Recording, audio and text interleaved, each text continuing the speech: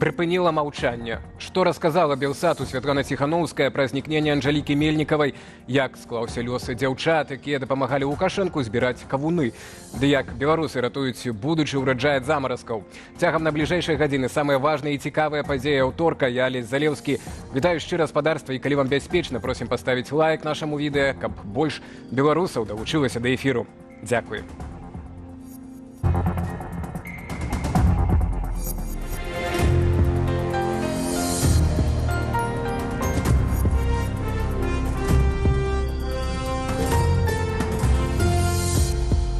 Саміт ініцыятывы трох мораў праходзіць у сталіцы Польшчы, Варшаве. Будаўніцтва атамнай электрастанцыі, развіццё штучнага інтэлекту і ваенная бяспека. Усё гэта абмяркоўваюць больш за 15 прэзідэнтаў, прэм'ераў і міністраў з краінаў цэнтральнай і ўсходняй Еўропы, а таксама лідарка дэмакратычных сілаў Беларусі Святлана Ціхановская.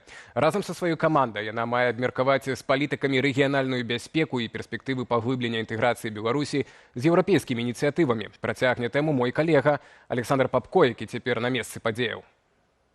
Трамваі і аўтобусы ў Варшаве ўжо другі дзень рухаюцца па змененых маршрутах. Паліцэйскіх на вуліцах стала прыкметна больш, а замкавая плошча за маёй спіною ачэплена ахоўнымі бар'ерамі. Сюды ў Варшаву прыехалі 9 прэзідэнтаў, 1 прэм'ер і шэраг ключавых міністраў з краінаў, размешчаных паміж Чорным, Балтыйскім і Адрыятычным морамі. Тут у Варшаве яны абмяркоўваюць і праекты, звязаныя з развіццём энергетычнай інфраструктуры, штучным інтэлектам, а таксама бяспекай у рэгіёне ўсходняй Еўропы. Праца рэгіянальная, гэткая як трохмор'е, мае ключовае значэнне для ўзмацнення пазіцыяў нашых народаў у Еўропе і ў свеце. Асноўная мэта ініцыятывы трох мораў эканамічная. 13 краінаў еўрапейскага звязу, размешчаных на ўсходнім фланзе гэтай арганізацыі, аб'ядналіся, каб разам будаваць газаправоды, аўтатрасы, а таксама чыгункі, якія спалучаць паўднёвую і паўночную часткі еўрапейскага кантыненту. За 10 гадоў існавання ініцыятывы ўжо ўдалося пабудаваць аўтатрасу Віа Карпатыя. Яна злучае літоўскі порт Клайпеда з грэчаскімі салонікамі. Таксама была пабудаваная чыгунка, якая спалучае польскі порт Гданьск з румынскай Канстанцыяй. Варта адзначыць таксама газаправоды, якія спалучаюць Літву, Польшчу і Славаччыну. У 2022 годзе асацыяванымі сябрамі ініцыятывы трох мораў сталі Украіна і Малдова. На сённяшняй сустрэчы Украіну прадстаўляе віцэ-прэм'ер Аляксей Кулеба. Ён адказны за адбудову краіны. Прэзідэнт Владзімір Зеленскі выступіць па відэасувязі. Таксама сюды ў Варшаву прыехала абраная прэзідэнтка Беларусі Святлана Ціхановская. Для нас гэта дадатковая платформа, каб Беларусь прагучала, каб Беларусь там папрысутнічала, каб пра Беларусь не забываліся. Яшчэ раз нагадаць пра стратэгічную важнасць Беларусі ў нашым рэгіёне і каб дбалі пра Украіну і пра дэмакратычныя змены ў нашай краіне, бо не будзе бяспекі для гэтага альянсу, для гэтых краін, калі будзе турбулентнасць у Беларусі, бо заўжды Беларусь будзе крыніцай небяспекі, калі там будзе рэжым Лукашэнкі, які служыць не беларусам, а які служыць Пуціну. На саміт ініцыятывы трох мораў таксама прыехаў і прадстаўнік Злучаных Штатаў. Гэта міністр энергетыкі ў Варшаве. Ён падпісаў пагадненне пра будову атамнай электрастанцыі. Гэта пачатак доўгатэрміновай супрацы паміж Злучанымі Штатамі і Польшчай. Яна будзе звязаная з будаўніцтвам атамных рэактараў, як тут, у Польшчы, так і ў іншых краінах Еўропы, разам з развіццём ланцужка паставак, кампетэнцыяў польскіх і амерыканскіх работнікаў. Будаўніцтва атамнай электрастанцыі з 3 рэактарамі фірмы Westinghouse Electric павінна распачацца ў 2028 годзе і скончыцца да 2040. Новая атамная электрастанцыя размесціцца на Балтыйскім узбярэжжы Польшчы. Александр Папко, Белсат, Варшава. Апроч саміту ініцыятывы трох мораў, Святлана Ціхановская ўзяла ўдзел у паседжанні аб'яднанага пераходнага кабінету. Да чаго дамовіліся беларускія дэмакраты, ведае Руслан Ігнатовіч. Сустрэча прайшла ў музеі вольнай Беларусі за зачыненымі дзвярыма пасля кароткай пратакольнай медыапаўзы. Сярод іншага на парадку дня стаяла пытанне палітвязняў, а менавіта правядзення 21 траўня Дня салідарнасці з палітзняволенымі і адказнасці Лукашэнкі за злачынствы супраць беларускага народу і Украіны. Лукашенко павінен несці адказнасць за прадстаўленне тэрыторыі Беларусі для агрэсіі супраць Украіны, расійскай арміі прадстаўленне. Плануецца, так прадугледжвалася, паглядзім, у перспектыве 9 мая абвяшчэння стварэння гэтага спецтрыбунала. Гэты спецтрыбунал будзе створаны на падставе пагаднення паміж урадам Украіны і Саветам Еўропы. Юрысдыкцыя гэтага трыбунала будзе фактычна нацыянальнае заканадаўства, прымяняцца для юрысдыкцыі для разгляду справу нацыянальнае заканадаўства Украіны. Не абышлі стараною і тэму, якая апошнім часам хвалюе шмат каго з беларусаў. Знікнення спікеркі каардынацыйнай рады Анжалікі Мельнікавай. Ніякай інфармацыі пра месцазнаходжанне актывісткі няма ўжо больш за месяц. Я звярнуўся 25 красавіка з просьбай, чарговай просьбай да генеральнага прокурора Польшчы Адама Боднара аб сустрэчы і хацеў бы падчас гэтай сустрэчы, конечно, атрымаць больш дэталяў, што тычыцца следства, звязанага за знікненнем і магчымым прымусовым утрыманнем Анжелікі Мельнікавай. Але мы павінны разумець, што ўсё, што адбываецца вакол сяброў Коордынацыйнай рады, вакол лідараў ці актывістаў беларускіх дэмакратычных сілаў, гэта ўсё пераслед рэжыму. Апроч таго, на паседжанні абмяркоўвалі будучы візіт Святланы Ціханаўскай у ЗША. Ён адбудзецца на пачатку траўня. Сярод іншага запланаваная сустрэча ў Кангрэсе Злучаных Штатаў.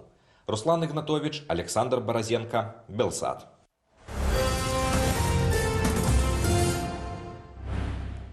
Сярод пацярпелых у аварыі беларускага аўтобуса пад Варшавай прынамсі адзін грамадзянін нашай краіны. Гэту інфармацыю Белсату пацвердзілі ў прэс-службы Мазавецкай ваяводскай станцыі хуткай дапамогі. Паводле паліцыі, у выніку інцыдэнту, які адбыўся сёння ноччу, траўмы атрымалі 14 чалавек. Аўтобус з невядомых прычынаў на павароце віадуку ударыўся аб энергапаглынальную агароджу з такой моцай, што гэта агароджа была знесеная з праезнай часткі. Аўтобус атрымаў пашкоджанні і перакуліўся на бок. Аўтобус «Візіт-тур» трапіў у двайную аварыю на хуткаснай трасе С2 блізу аэрапорту імя Фрэдэрыка Шапена. У салоне былі 26 асобаў, у тым ліку грамадзяне Беларусі і Украіны. Падчас ратавальнай аперацыі ў адну з пажарных машынаў урэзалася фура. Пацярпелі кіроўца фуры і ратавальнік. У паліцыі адзначылі, што кіроўцы аўтобуса і цяжкавіка былі цвярозамі. Прычыны аварыі маюць агучыць следчыя. У кампаніі «Візіт-тур», куды Белсад патэлефанаваў раніцаю, адмовіліся каментаваць здарэнне, не далі падрабязнасці ў амбасадзе Беларусі ў Польшчы. К сожалению, у нас пока нету списков, мы не знаем, кто пострадал. Поэтому перезвоните, наверное, попозже. Супраць былой палітзняволенай Паліны Шарэнды-Панасюк у Беларусі распачалі 2 крымінальныя справы. Пра гэта паведаміў яйны муж Андрэй Шарэнда на сваёй старонцы ў Фейсбуку. Паводле яго Паліну абвінавачваюць у закліках да санкцый у ухіленні ад прэвентыўнага нагляду. Паліна Шарэнда-Панасюк правяла за кратамі агулам 5 гадоў і 1 дзень. Яшчэ ў 2021 яе прысудзілі да 2 гадоў калоніі, у тым ліку нібыта за гвалт у дачыненні супрацоўнікаў органаў унутраных справаў ды знявагу Лукашэнкі. Затым яе тройчы прызнавалі вінаватаю нібыта ў згосным непадпарадкаванні патрабаванням адміністрацыі папраўчай установы.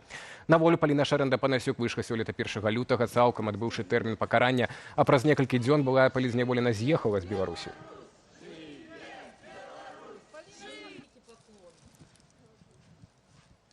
Крызіс на беларуска-польскай мяжы трывае. Уезду на тэрыторыю пункту пропуску Тэрэсполь чакалі чакалі на раніцу, каля 1500 легкавікоў і 70 аўтобусаў. Прынамсі, такія лічбы сёння ў дзень падаваў Дзяржаўны камітэт памежнай Беларусі. У ведомстве заявілі, што напярэдадні павялічылі колькасць працаўнікоў у зменах, спрагназаваўшы рост плыні пасажыраў. Гэта, маўляў, дазволіла павялічыць хуткасць афармлення асобаў і транспарту ў пункце пропуску Берасці ў абодва бакі. Пры гэтым беларускія памежнікі вінавацяць калегаў з польскага Тэрэсполю ў маруднасці.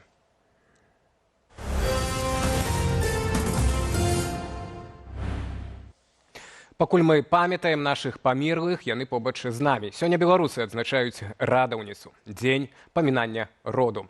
Свята мае яшчэ дахрысціянскую традыцыю. Пры гэтым наша краіна адзіная, дзе гэты дзень вольны ад працы. Беларусы наведваюць магілы продкаў, узгадваюць нябожчыкаў, ладзяць памінальныя пачастункі. Пра традыцыі радаўніца Ірына Дарафійчук.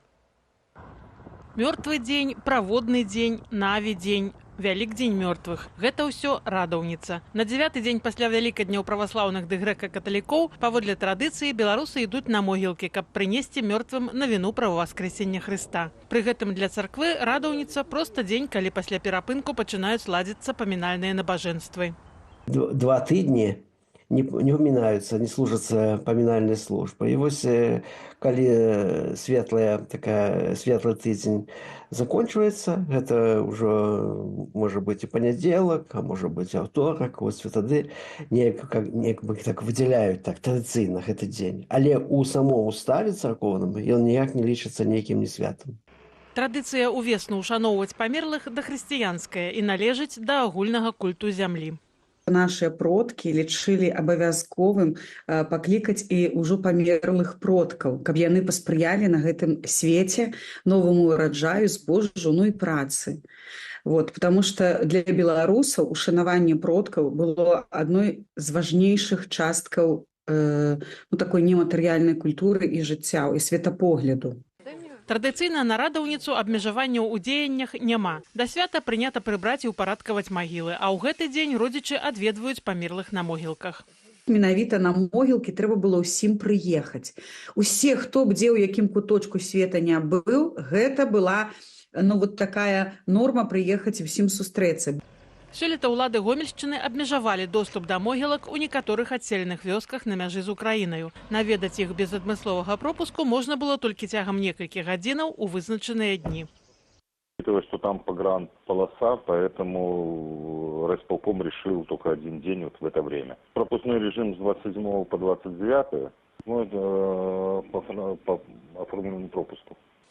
Але нават на могілкі ў незакрытых зонах у сённяшніх рэаліях прыехаць можа не кожны. Што рабіць, каб не застацца па-за традыцыяй, калі наведваць Беларусь небяспечна? Прыбраць магілу дапамогуць фірмы, што займаюцца добраўпарадкаваннем пахаванняў. Да прыкладу, на Гомельшчыне. 150 рублей – это одна могилка, уборка. Значит, 300 рублей плюс транспортные 50 рублей. В Евросоюзе не примем, потому что это больше у нас будет проблем потом. Найдите кого-нибудь в Гомеле из родственников, он может либо наличными привезти, либо тут по карточке белорусской оплатить, никаких проблем. Што да асабістага наведвання магілаў, для праваслаўнай традыцыі важней памянуць продкаў у царкве. Калі памінальны дзень, гэта не трэба, не значна, трэба ісці абавязкова на кладбище, на могілкі. Гэта значыць, што трэба менавіта памянуць у царкве. А калі мы ў царкве, то мы заўсёды з намі все людзі, якіх мы памінаем. Тут ніякай праблемы няма. Пры гэтым царква, хоць і ўлічвае радаўніцу ў сваім календары, нагадвае, што не ўсе традыцыі спалучаюцца з хрысціянствам. Гэтак, паводле святароў, могілкі – гэта неадпаведнае месца для спажывання ежы і тым больш алкаголю. Ірына Дарафійчук, Белсад. І гэта не ўсё ў нашым выданні. Наступная навіна, мы чакалі вельмі доўга так сюжэт пра яе. У кожнага аўтарытарнага рэжыма ёсць свая жаночая вітрына. У Лукашэнкі яна асаблівая, мадэльная знешнасць, статусныя ролі і поўная адсутнасць публічнай біяграфіі. Владлена Зайцева, Кацярына Гуменюк, Дар'я Шманай і іншыя кабеты, якіх ён збірае разам некалькі разоў на год. На аснове звестак кіберпартызанаў расследавальнікі бюро высветлілі, як час, праведзены ў кампаніі Лукашэнкі, канвертуецца ў прэстыжныя пасады і манетызуецца ў высокія заробкі. Юлія Цельпук працягне. Штогадовы збор кавуноў і бульбы – галоўны восеньскі рытуал дыктатара, які ён здзяйсняе разам са сваімі фаварыткамі. Расследавальнікі бюро медыа апублікавалі расследаванне пад назваю «Кавуновы батальён», у якім паказалі, якімі жанчынамі атачае сябе Лукашенка на гэты момант. Агульнае правіла, палітычная лаяльнасць і адбор праз конкурсы прыгажосці. Нет каких-то к этим участницам острополитических каких-то вопросов. Глобально их даже не просят показать там какие-то свои таланты, да, или продемонстрировать остроту там своего ума, да, то есть яркий пример, когда участницы задают вопрос, какой салат готовил там Лукашенко там на каком-то званом ужине. Журналісты вылучылі 7 фаварытак, што суправаджаюць дыктатара на славянскім базары, спартовых і палацавых імпрэзах. Першая – Уладлена Зайцева, якая з былой мытніцы вырасла ў галоўную дарадцу прыёмнай Лукашэнкі. Зарабляе амаль 4000 рублёў на месяц. Яшчэ адна дарадца Кацярына Гумянюк, былая студэнтка Менскага дзяржаўнага лінгвістычнага універсітэту, кіруе званкамі Лукашэнкі. Найбліжэй да яго ў публічным свеце стаяла на парадзе 2020 году. Трэцяя Дар'я Шманай, пераможца каралевы вясны ў 14 годзе, якая пазней, паводле розных крыніцаў, скарыла і Лукашэнкава сэрца. Працавала ў ягонай адміністрацыі. Крыніца бюро цвердзіць, што цяпер Каб было пацвярджэнне плацяжоў у фонд сацыяльнай абароны насельніцтва, стаж і гэтак далей, фармальна захоўваецца віртуальнае працоўнае месца ў Міністэрстве замежных справаў і выплачваецца заробак эквівалентны пасадзе. У кавуновым батальёне заўважылі і першую настаўніцу Мікалая Лукашэнкі Марыю Багамолаву, якая потым не цягнула грошай наўпрост з бюджэту. Рабіла кар'еру ў праўладных бізнэсоўцаў Машэнскага і Гуцэрэева.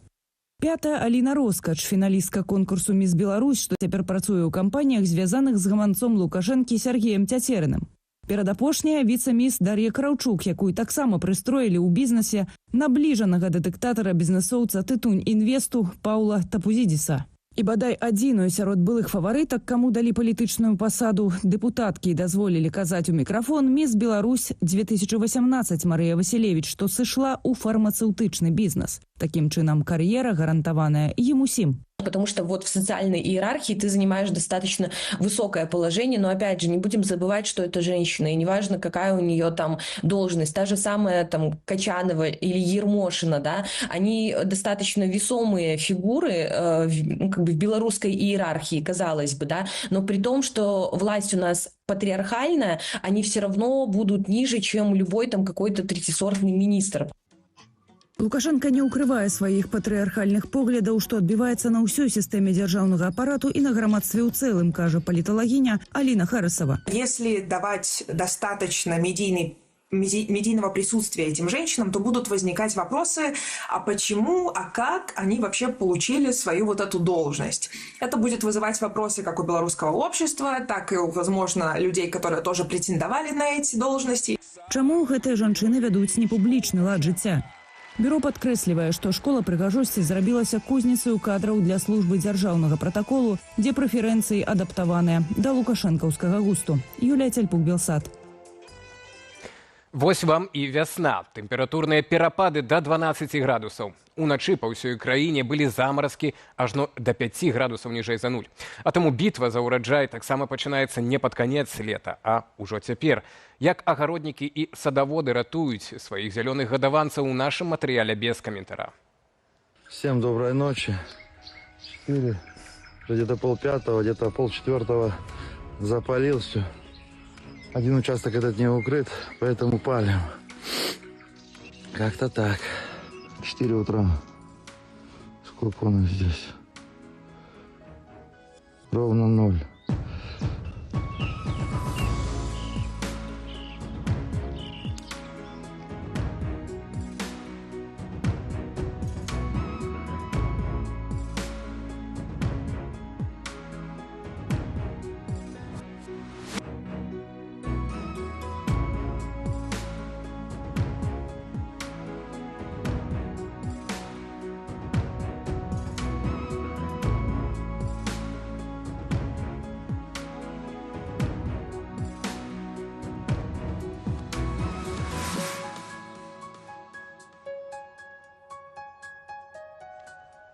Гэта ўся інфармацыя ў аб'ектыве на сёння. Больш навінаў шукаеце ў нашым тэлеграме. Перайсці на яго можна праз QR-код, які вы бачыце на экране. Толькі не забывайцеся пра захады бяспекі. А ўжо зараз Белсат онлайн і студыя Белсат, дзе да мяне далучаецца Віталь Бавін. Вітаю, Алесь, вітаю, шановне гаспадарства. Сёння у нас эксклюзіўнае інтэрв'ю са спадарняй Святланай Ціхановскай, якое правёў, дарэчы, Алесь Залеўскі. А таксама задаемся пытаннем, што робіць Лукашенко ў Валгаградзе. А пакуль агляд найцікавейшых публікацыяў са старонкі Белсату. Запрашаю.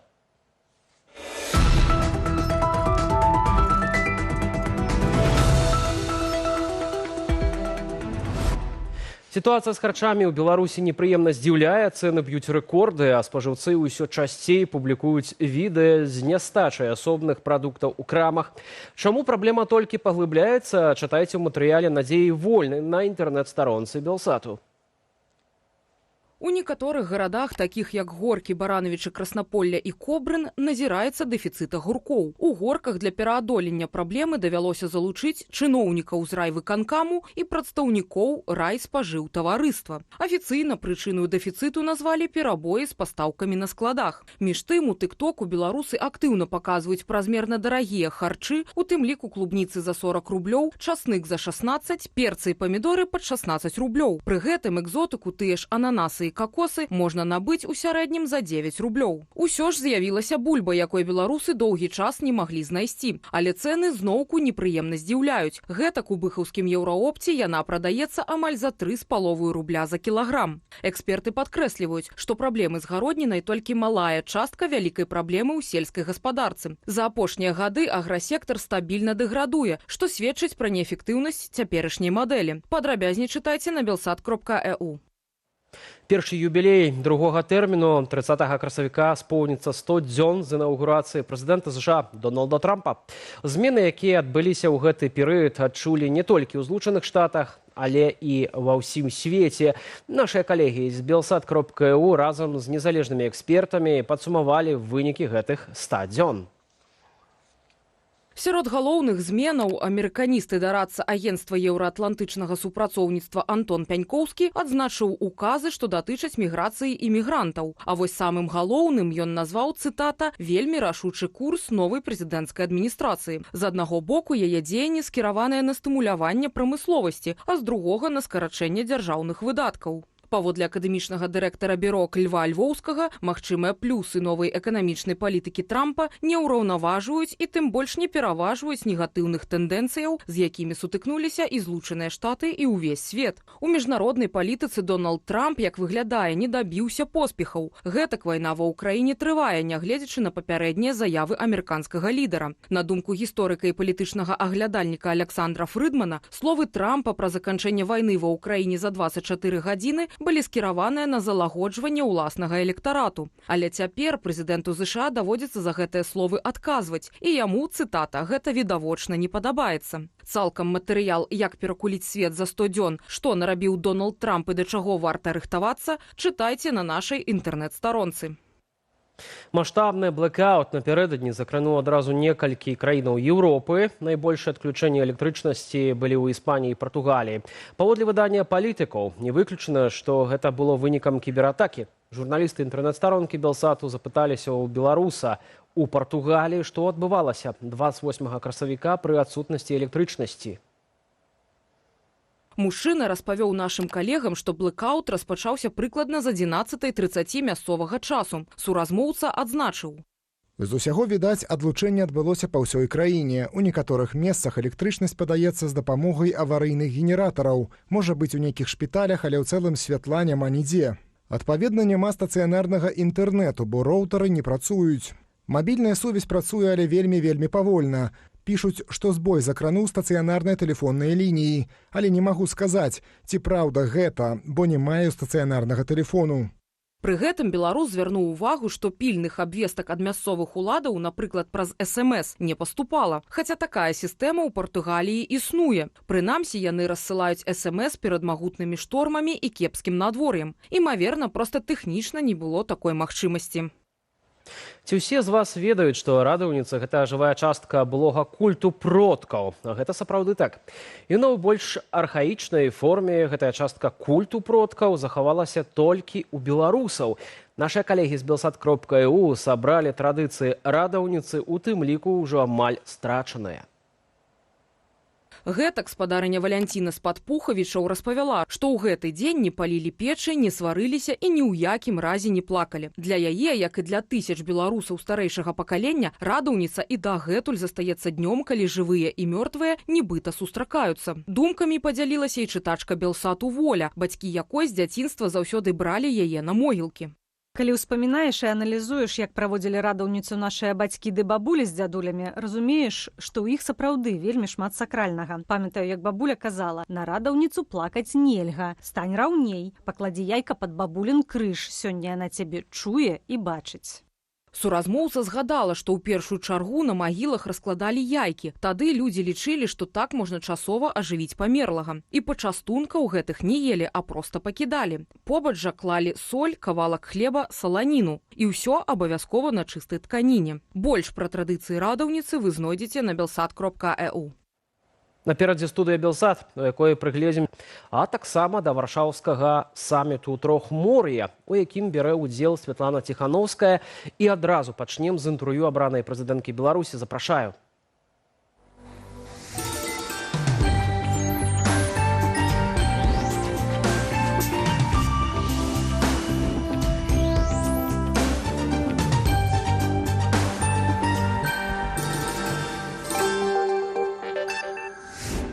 Вітаем, шановне гаспадарства, ў студыі «Белсат». Наш госць сёння – лідарка дэмакратычных сіл Беларусі Святлана Ціхановскага. Добрый дзень. Вітаю. Спадарня Святлана, не магу пачаць ад пытання, якое мучыць многіх маіх калегаў у рэдакцыі. Чаму вас усё-такі не было на пахаванні папы Францішка Рымскага? Ваш адказ нашай ніве, немагчыма арганізаваць паездку ў Ватыкан лагістычна ў такі кароткі тэрмін, і ў дадатак ужо былі запланаваны дыпламатычныя сустрэчы, ад якіх было цяжка адмовіцца. Ён як бы задавальняе, але не до конца, скажем так, бо якога кшталту это маюць быць такія сустрэчы? Прынамсі, на той сустрэчы ацанілі ваш прафесіяналізм?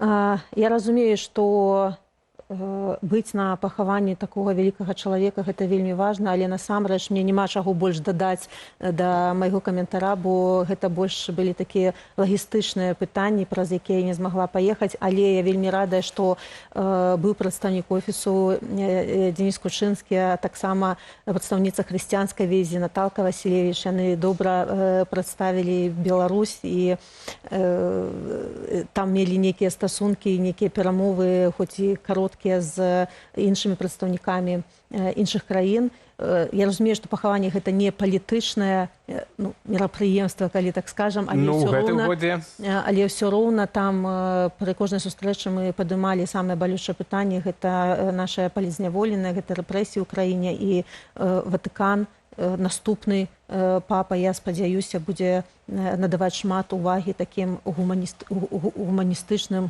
пытанням.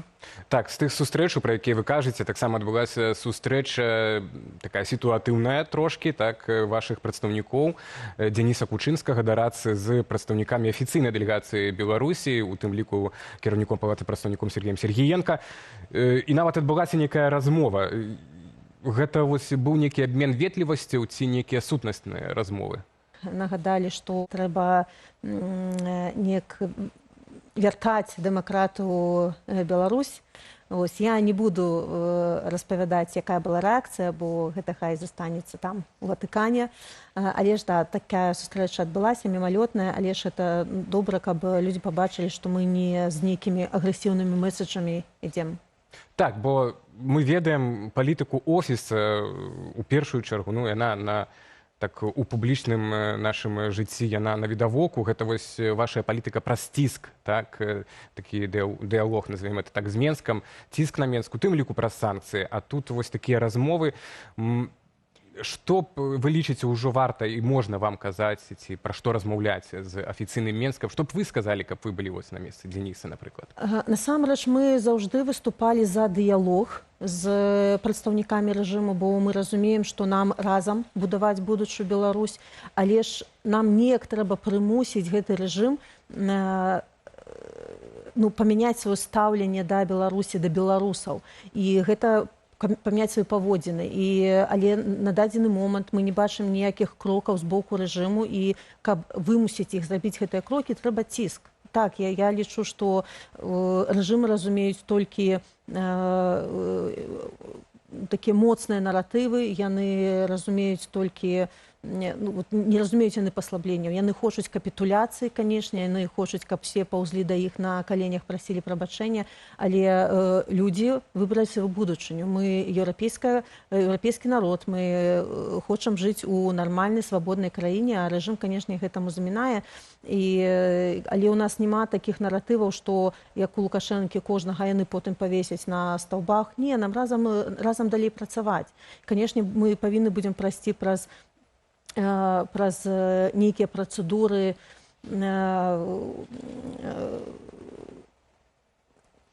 з працэдуру таго, каб тыя, хто стаў крымінальнікам, да, каб яны прайшлі праз справядлівыя суды, але ж... Рэабілітацыю маеце на ўвазе? І рэабілітацыю, нехта кажа і пра люстрацыю. Гэтыя моманты, канешне, трэба ўлічваць, але ўвогуле тыя людзі, якія зараз пры гэтай уладзе працуюць, яны могуць працаваць і на дэмакратычную Беларусь.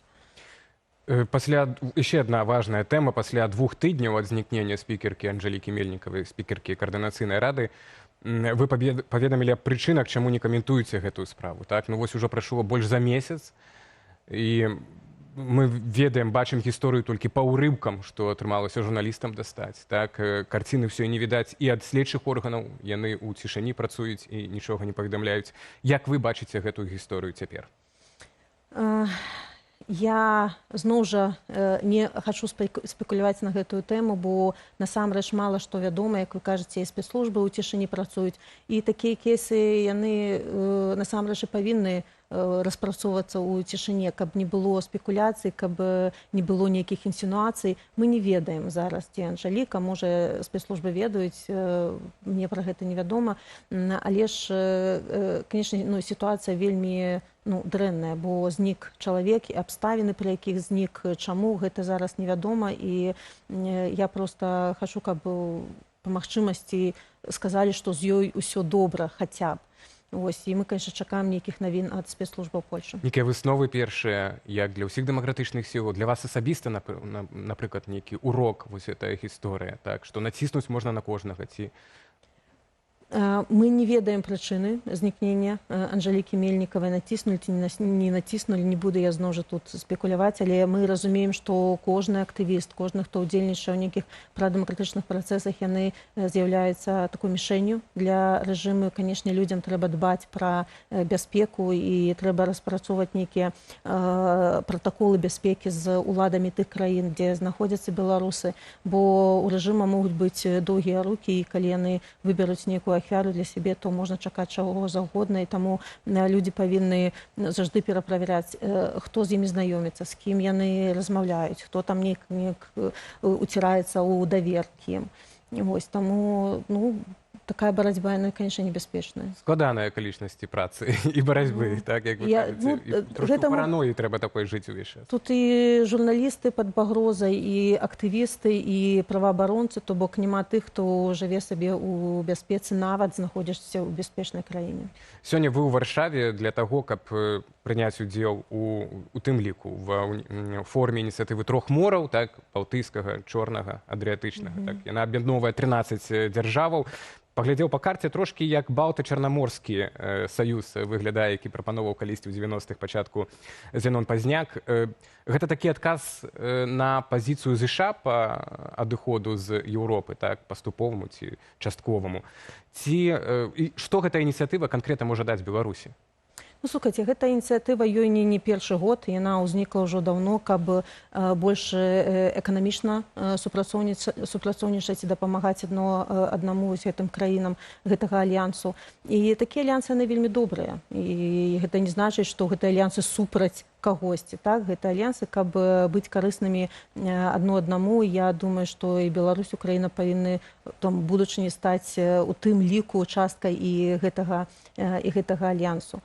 Я не думаю, што там тут гэта адказ нейкі палітыцы ЗША ці адказ камусьці іншаму. Гэта добры такі эканамічны канферэнцыя, форум. Эканамічны все-таки, не палітычны, а эканамічны. Гэты альянс, ён эканамічны больш. Ён пра эканамічную бяспеку, і для нас гэта дадатковая платформа, каб Беларусь прагучала, каб Беларусь там папрысутнічала, каб пра Беларусь не забываліся. Яшчэ раз нагадаць пра стратэгічную важнасць Беларусі ў нашым рэгіёне, і каб дбалі пра Украіну і пра дэмакратычныя змены ў нашай краіне, бо не будзе бяспекі для гэтага альянсу, для гэтых краін, калі будзе турбулентнасць у Беларусі, бо заўжды Беларусь будзе крыніцай небяспекі, калі там будзе рэжым Лукашэнкі, які служыць не беларусам, а які служыць Пуціну. Турбулентнасці цяпер мы бачым, вось вы кажаце пра Беларусь, але і ў палітычным жыцці цэлым у свеце, так, у Еўропе. і цяпер усе чакаюць перамір'я ва ўкраіне, так, калі не бліжэйшымі днямі, то ў нейкай кароткай, сярэдняй перспектывы. Мы спадзяемся, што гэта наступіць, але пасля перамір'я мы таксама разумеем, што і пэўная новая сітуацыя наступіць і для Беларусі, беларусаў унутры краіны, так, для нашай дзяржавы і для беларусаў, которые жывуць, магчыма, ў Польшчы, Літве, Латвіі, з'явяцца новыя рызыкі, выклікі. Вось як вы рыхтуецеся, як вы бачыце вось эту сітуацыю і месца ў ёй Беларусі, так, у бліжэйшыя месяцы магчымага перамір'я, бо калі Еўропа так будзе інтэнсіўна ўзбройвацца, так, і дбаць пра сваю ж бяспеку. Таксама это нейкія праблемы могуць быць і для беларусаў, которые выехалі. Таксама і Беларусь можа выкарыстоўвацца як правакацыйная нейкая, так, такая пляцоўка, так, для еўразвязу. Ну, ось вы так ставіце пытанне быццам, да, што быццам такое будзе перамір'е, што Беларусь будзе пакінута ў сферу ўплыву Расіі, але наша задача, каб гэтага не дапусціць. Перамір'е гэта не пра спыненне агню, перамір'е гэта пра нешта трывалае, гэта пра далейшую бяспеку, а не для таго, каб даць магчымасць Расіі узмацніцца і зноў жа праз Беларусь стаць ужо небяспечным момантам і для еўрапейскіх краінаў. Таму менавіта таму нам вельмі важна, каб пра Беларусь памяталі, што каб не канцэнтраваліся толькі на ўкраіне, хаця, канешне, гэта прыярытэт. Мы разумеем, што калі Украіна пераможа, то гэта будзе знакамітае акно магчымасцей для беларусаў, але можа быць рызыка такая, што неяк недастаткова дапамогуць Украіне, што там Расія адхопіць кусок ад Украіны і будзе сябе там як гаспадар адчуваць і ў Беларусі. Канешне, гэта небяспечна. Лукашенко ўжо прадае наш суверэнітэт, нашу незалежнасць Расіі, і гэта можа толькі ўзмацніць гэтую залежнасць. І таму заходнія краіны павінны быць вельмі жорсткія, моцныя ў сваіх патрабаваннях, каб расійскія войскі былі выведзеныя у гэтым перамір'і і з Беларусі, забралі сваю ядзерную зброю і не ўмешваліся ў ўнутраную палітыку Беларусі. І таму вось гэтае перамір'е, яно можа, конечно, прынесці як пазітыўныя рэзультаты, але можа так стацца, што будзе нешта негатыўнае, але наша задача, каб гэтага не дапусціць. Ну, вось якраз і пытаюцца нашы гледачы датычна гэтага перамір'я, бо многія думаюць у Беларусі, што спыніцца стральба, і зноў патрошкі пачне вяртацца нармальнае жыццё, якое было, прынамсі, да 2020 года. Перадусім, гэта візы, гэта мабільнасць нашых грамадзянаў, гэта тое ж самыя цягнікі, так, спалучэнне з еўрапейскімі сталіцамі. Вось нейкія такія пасабленні для беларусаў вы бачыце рэалістычнымі ў бліжэйшай будучыні? Слухайце, мы заўжды выступалі за павелічэнне мабільнасці для беларусаў, каб адчынялі больш межаў, каб давалі больш візаў, каб чыгуначнае злучэнне аднавілася. Мы за гэта. Але мы павінны разумець, што не будзе нармальнага жыцця ў Беларусі, нават калі будзе больш візаў, нават калі там будзе больш межаў адчынена, пакуль Лукашенко там. Пакуль гэта дыктатура будзе там панаваць і людзі будуць баяцца проста жыць. Да, можна будзе больш вандраваць, можна для тых, для каго няма ніякай пагрозы, туды-сюды ездзіць, але ж тысячы людзей у турмах. Наша краіна праходзіць праз русіфікацыю, наше ўсё беларускае знішчаецца ў Беларусі. Ці гэта нармальнае жыццё для беларусаў? Я лічу, што не. Не, таму так все хочуць спынення вайны і рэпрэсій. Дзякуй вам вялікі за размову. Ведаю, што у вас на наступным тыдні вялікія сустрэчы ў Злучаных Штатах і ў Кангрэсе, спадзяюся, і з кімсьці ад адміністрацыі Трампа. Вялікай удачы жадаю вам і вашай камандзе. Дзякуй вялікі. Гэта была Святлана Ціхановская, лідарка дэмакратычных сіл. Мы абмяркоўвалі апошнія бягучыя палітычныя падзеі ў Беларусі і за мяжой. Вяртаемся ў студыю Белсат у наш жывы эфір. Гэта інтэрв'ю было запісана літаральна некалькі гадзін перад. Ну і, шановнае гаспадарства, яшчэ раз заклікаем вас, калі вам бяспечна, пастаўце, калі ласка, лайк нашай трансляцыі. Мы вельмі стараемся. Асабліва хочацца таксама і павітаць нашых удзельнікаў чата, якія актыўна абмяркоўваюць навіны. І што цікава, сёння на топе у нас праблема з агароднінай, не палітычныя так справы, пра якія казала гаспадарня Святлана Ціхановская, не нават гісторыя расследавання бюро пра дзяўчат, якія танчаць і з Лукашэнкам на Кавуны. сцэне, так, і Так, збіраюць збіраюць. тыя самыя кавуны і з'яўляюцца на ўсіх пратакольных падзеях. Менавіта бульба і, як піша спадарня Снежка, я спадзяюся, это спадарня, а можа не ў крамах, каля майго дому зусім няма ніякай бульбы. Пішуць таксама, што 4,5 рублі каштуе бульба, той, хто знайшоў, а не 3,5, як кажуць. Ну і жартуюць таксама, што зараз у нас будуць дранікі з ананасаў. Дарэчы, калі вяртацца да кавуноў, то да гэтых дзяўчын, пра якіх зараз пойдзе гаворка, у народзе іх называюць кавуновым батальёнам, але дзе гэтыя жанчыны? Цяпер задаемся гэтым пытаннем. І журналісты бюро з дапамогаю кіберпартызанаў высветлілі, што шмат хто з гэтых жанчын атрымаў прэстыжныя пасады ў дзяржаўных структурах і кампаніях, звязаных з уладаю. У інтэрв'ю Белсату журналістка бюро «Медыя» Ксенія Везнікоўцава зазначила, што блізкасць да кіраўніка дзяржавы аказваецца не толькі публічнай, але і вельмі выгаднай.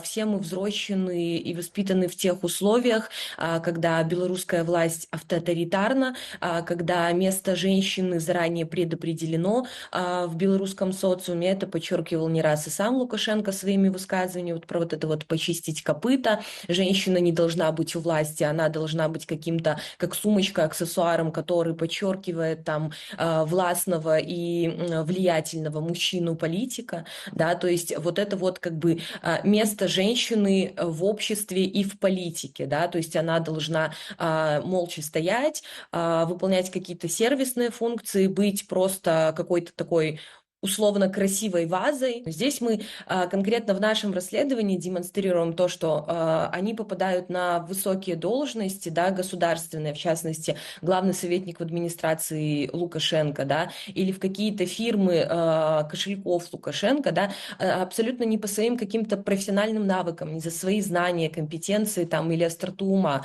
а просто потому, что это какая-то вот часть какого-то наверняка, конечно же, устного контракта, да, который, возможно, даже и не озвучивается, но у всех есть понимание, что вот нужно пройти вот какие-то этапы, да, там, пройти конкурс красоты, съездить, собрать арбузы, посидеть там по левую, по правую руку, там-то, там-то, там-то. Возможно, есть что-то еще, мы свечку не держали, поэтому говорить про это не будем, но тем не менее нужно пройти какие-то определенные этапы, и потом тебе как бы вот эти вот труды, они вознаграждаются вот таким образом. Мы далёка не адыходзім ад тэмы, звязанай з Александром Лукашэнкам. Ён прыбыў сёння ў расійскі Волгаград. Тут на фоне Мамаева кургана разам з Владимиром Путиным ён возьме ўдзел у міжнародным форуме, уже ўзяў фактычна ўдзел у форуме саюзнай дзяржавы пад назваю «Вялікая спадчына. Агульная будучыня». Тым часам жыхары гораду скардзяцца на знікненне мабільнага інтэрнэту, пра гэта ж казала і прэс-служба дыктатара, тэхнічныя службы намекаюць на мэтакіраванае абмежаванне доступу, сцэнарый, які ўжо назіраўся падчас падобных візітаў раней. И по старой доброй русской традиции мы преподносим вам хлеб и соль, как символ мира, добра Хлеб наш. и гостеприимства. Белорусский. Спасибо. Спасибо. Форум аб'яднае палітыкаў, навукоўцаў і моладзь. Галоўнай мэтаю падзеі называюць захаванне гістарычнай памяці пра подзвігі Другой сусветнай вайны. Лукашенко таксама ўсклаў кветкі да мемарыялу героям Сталінградскай бітвы. Адбылася і асабістая сустрэча Лукашэнкі з Пуціным. Паводле прапаганды на парадку дня двухбаковыя адносіны, рэгіянальная бяспека і міжнародная палітыка.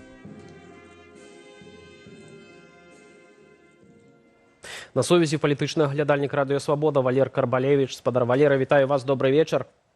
Добрый вечер, спадар Валера. Добрый вечер. Дзякуй вам, што вы далучыліся да нашага эфіру. На ваш погляд, на што варта звярнуць увагу, вось, калі мы кажам пра гэты візіт Лукашэнкі, у інтэрнэце ўжо абмяркоўваюць зноўку такі здароўя беларускага дыктатара, маўляў, ён там не мог нават паправіць гэтыя вянкі, бо яго праблемы з каленам, а вы на што б звярнулі ўвагу?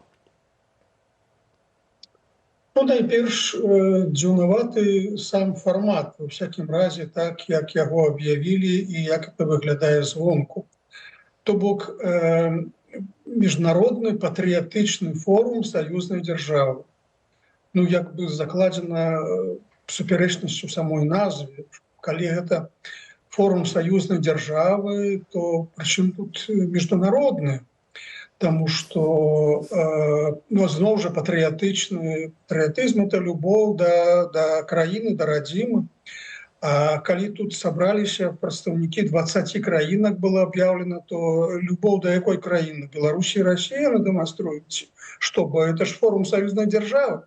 То бок, заблыталіся трохі арганізатары ў самой назве. Але тут, мусіць, галоўнае іншае. Гэта чарговым разам улады імкнуцца выкарыстаць памяць пра перамогу у сваіх палітычных мэтах. Прычым, выступаючы на гэтым форуме, і Владзімір Пуцін, і Александр Лукашенко не хавалі гэта. То бок, памяць пра перамогу – гэта такі палітычны інструмент дзеля вырашэння цяперашніх палітычных задач, якія стаяць перад рэжымамі Беларусі, Расіі. Вось гэта важна. І галоўны ідэалагічны пастулат, які зноў жа быў сфармуляваны падчас выступу і Пуціным, і Лукашэнкам, гэта тое, што мы нашчадкі перамогі, а ўсе, хто супраць нас, усе, хто крытыкуе нас, усе, хто выступае супраць дыктатуры ў Беларусі і Расіі, хто выступае супраць расійскай агрэсіі адносна Украіны, яны нашчадкі Трэцяга рэйха, яны нашчадкі фашыстаў і нацыстаў. Вось такая прымітыўная схема пабудавана, і менавіта дзеля таго, каб гэтую схему прасоўваць, і выкарыстоўваецца сама ідэя перамогі, юбілей перамогі. Уласна кажучы, ідэя не новая, але чарговым разам яна і цяпер прагучала, на яе рабіліся акцэнты. Вось мне падаецца, на гэта і варта звярнуць увагу. Уласна, на пацверджанне вашых слоў указвае, уласна, і сам выступ Александра Лукашэнкі. Давайте коротенька паслухаем, што ён казаў адносна нашчадкаў нацысцкай Нямецчыны і ўвогуле пра ідэалогію нацызма ў Еўропе. Вашай увазе. Наша встреча не только дань общему героическому прошлому. Мы обращаемся к истории, чтобы защитить не только будущее, но уже настоящее. Так сегодня стоит вопрос. Мы наследники великого поколения, героев-победителей, и нам стыдиться нечего и чего-то скрывать. Этот статус ко многому обязывает, но и многих раздражает. Нам противостоят потомки проигравших сторонников Третьего рейха. Об этом мы все больше и больше говорим. Так, вось гэту мы акурат цытату ўжо абмеркавалі, а я хацеў бы запытацца у вас, пан Валер, што мы бачым, як улады ў Менску і Маскве вельмі балюча ўспрымаюць, як яны кажуць, еўрапейскі погляд на гісторыю Другой сусветнай вайны. І я сёння вельмі уважліва слухаў Лукашенко, каб зразумець, у чым ім не падабаецца гэты еўрапейскі погляд. І адзінае, што знайшоў, это вось тое, што ён сказаў, што саюзнікі далучыліся толькі калі быў зломлены хрыбет фашыстам. То бок вось супраць гэтай праўды яны непраўды, так, як яны кажуць, змагаюцца. Чаму не пасуе еўрапейскі погляд кіраўнікам у Менску і ў Маскве на гісторыю Другой сусветнай вайны, которую все ведаюць з падручнікаў?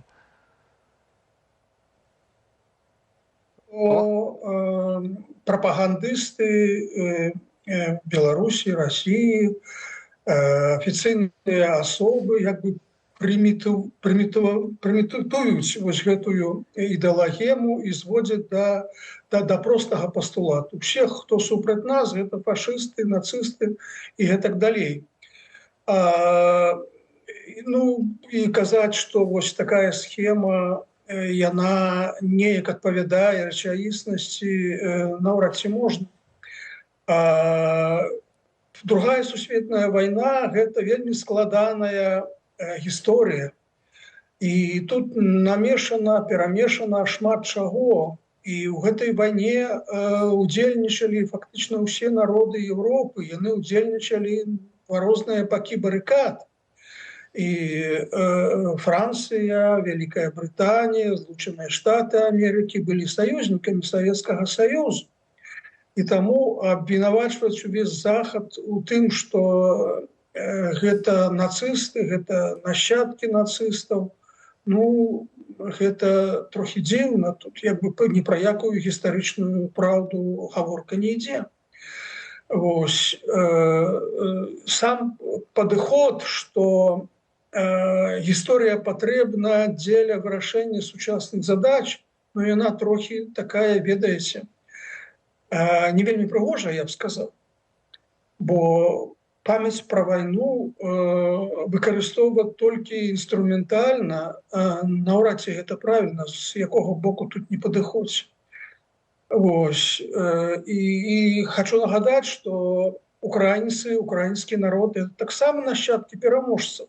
А іх чамусьці цяпер абвінавачваюць у тым, што яны прыхільнікі нацыстаў, што яны нашчадкі Трэцяга рэйха. Ну, гаварыць пра тое, што гэта неяк адпавядае і гістарычнай праўдзе, і сучаснай палітычнай праўдзе, ну, гэта зусім не так. Спадар Валера, а чаму, на ваш погляд, Лукашенко як быццам бы апраўдваўся за забарону георгіўскіх стужак у Беларусі і акцыю «Бессмяротны полк», хаця сказаў, што, маўляў, ну, ніхто не забараняе, але у нас там ёсць свая гісторыя, вот, а вы пачытайце пра гісторыю георгіўскай стужкі.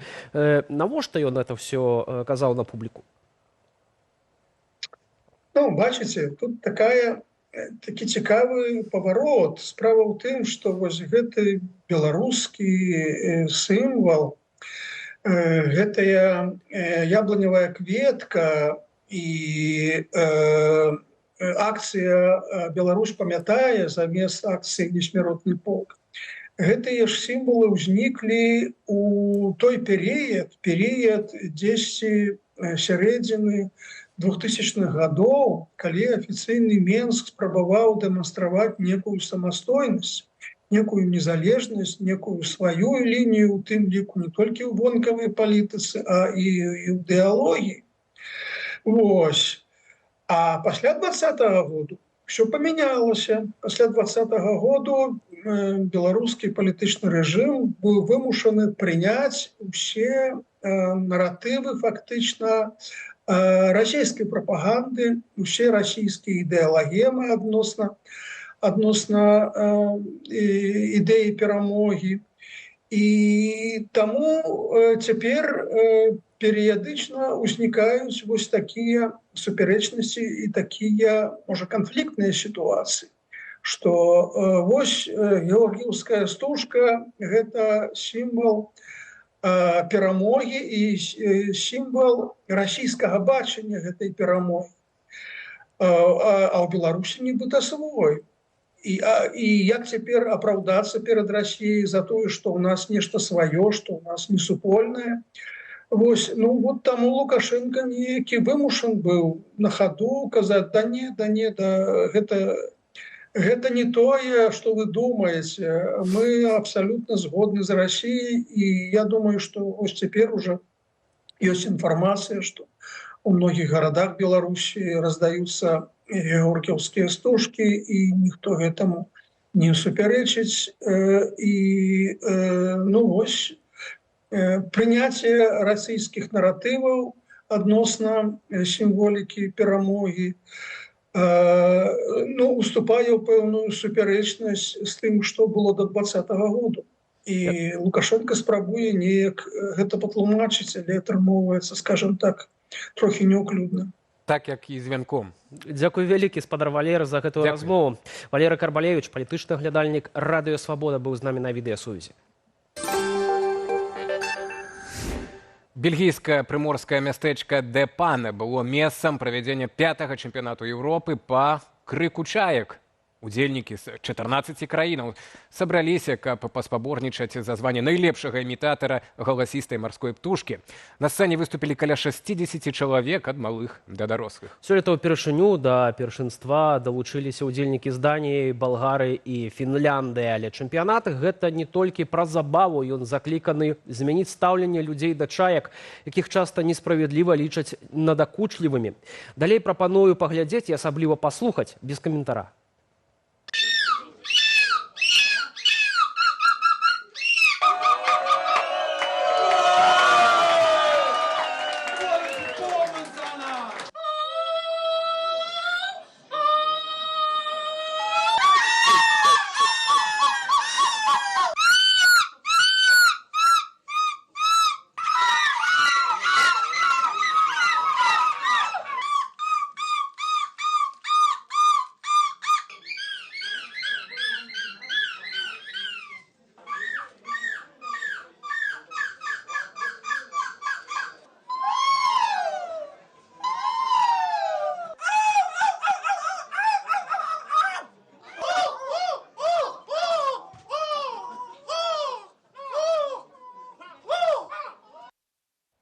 Так, ну, в нашым чаце пры гэтым працягваюцца абмеркаванні, што праўда, на жаль, не гэтага пакуль што роліка, а палітычных падзеяў, у тым ліку нашу апошнюю размову з Валерам Карбалевічам пра форум, который цяпер у Волгаградзе, так, дзе Пуцін і Лукашенко кажуць, што ўсе, хто не з імі сёння святкуе, той супраць іх і нашчадкі фашыстаў, так яны сказалі, да. Ну і Алька піша ў нашым чаце, што беларусы і украінцы цэлых 3 гады былі пад гнётам фашыстаў, вот, а расейцы толькі каля 2 гадоў такога тэрору не цярпелі.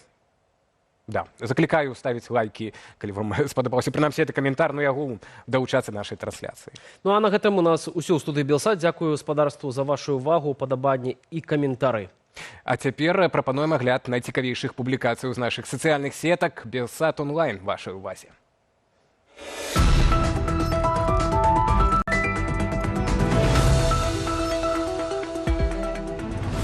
Ён пайшоў супраць-плыні яшчэ падлеткам. Яўген Жураўскі, якога сябры ведаюць пад пазыўным «Салам», стаў анархістам у 15 і з таго часу не здрадзіў сваім перакананням. З родных Баранавічаў у Польшу, уцякаючы ад рэпрэсій у 20-м, а ўжо праз 2 гады на фронт абараняць Украіну ад расійскай агрэсіі. Малады, нязломны, упэўнены ў сваёй праўдзе, ён ваюе ўжо 4-й год. І, як сам кажа, зброі пакуль што апускаць не збіраецца. Відэа глядзіце ў нашым інстаграм-канале, а дакументальны фільм цалкам у новым выпуску выдання ВР і валанцёры на YouTube-канале Белсадок. Ці прыходзілася мне страляць у людзей? Да. Падыходзяць 2 людзей у форме, яны кажуць, што тое, што мы здесь робім, не санкцыянавана. Я кажу, што іх улада нелегітымна, таму яны могуць ісці лесам. Яны называюць мяне і таварыша па фаміліі і кажуць, што, ну, хлопцы, вы даграліся, прыйшоў час. Беги! Я побачил в Украине одну проблему, что украинцы не разумеют, что отбывается в Беларуси. Вот это жах войны. Это испирить.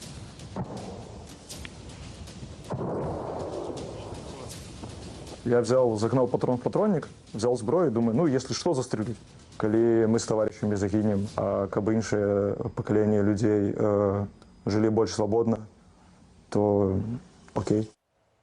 І да спакайнейшай тэме. У невялікай польскай вёсцы на мяжы з нашай краінаю 67-8гадовы Ромек жыў у інфармацыйнай ізаляцыі. Старэнькі тэлевізар у ягонай хаце лавіў толькі адзін канал «Беларусь-1». Прапаганда з Менску была адзіным вакном у свет для пажылога чалавека. Але гісторыя змянілася, калі яе заўважыў неабыякавы блогер, які дапамог Ромеку правесці кабельнае тэлебачанне на 100 каналаў. Цяпер да мужчыны прыязджаюць людзі не з камерамі, а з ежаю і цёплым адзеннем. Відэа гісторыі са шчаслівым канцом шукайце ў інстаграм-канале Белсату. Będę pierwszy raz podłączać telewizję u pana. Tak. Panie Romku, a pan to w to nie wierzył. Nigdy.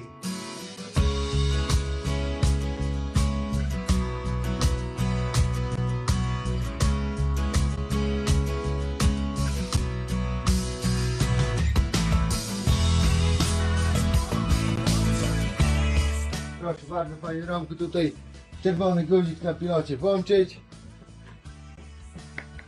Czerwony guzik na pilocie.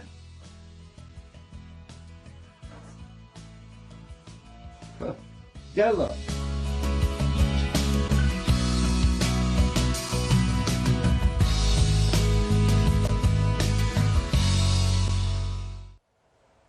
Футбольны клуб «Крумкачы» паказаў новую форму на сёлетні сезон, і яна сапраўды ўражвае. У яе аснову лёг не проста дызайн, а частка нацыянальнай ідэнтычнасці. Беларуская выцінанка. Што трапіла нядаўна ў спіс нематэрыяльнай культурнай спадчыны ЮНЕСКА. Прэзентацыйнае відэа Крумкачоў у новай форме шукайце на нашай суполцы ў Фэйсбуку. Да, адсюль кепска.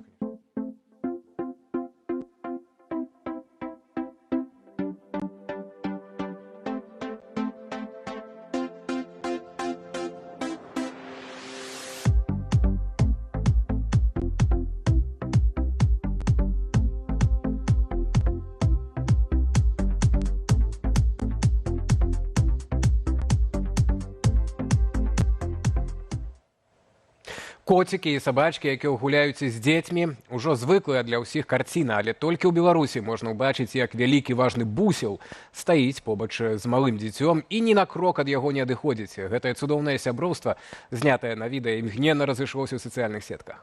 На кадрах дзіця, якое бавіцца цацкамі, побач бусел без страху, з выразнай цікавасцю і, здаецца, з жаданнем далучыцца да гульні. Карыстальнікі ўжо называюць птушку не інакш, як бусел-нянька.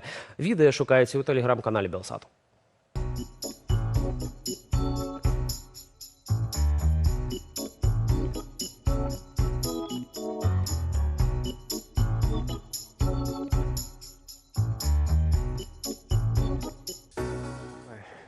На гэтым у нас усё. Дзякуем вам за сумесна праведзены час у студыі Белсат. Для вас працавалі Віталь Бабін і Алесь Залеўскі. Да хуткай сустрэчы ў эфірах. Да пабачэння.